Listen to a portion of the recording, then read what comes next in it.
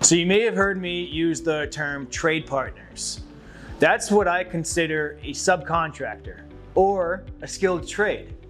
Different types of skilled trades that you will need during any type of renovation, or at least most, are going to be your electrician, your plumber, your HVAC specialist.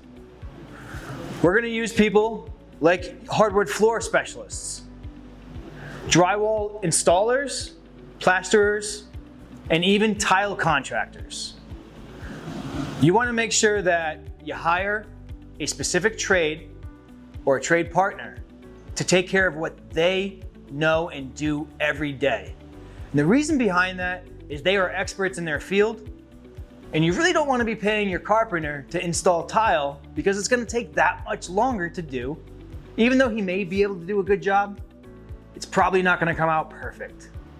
So go with your trade partners, use the professionals, and make sure you vet anybody you work with.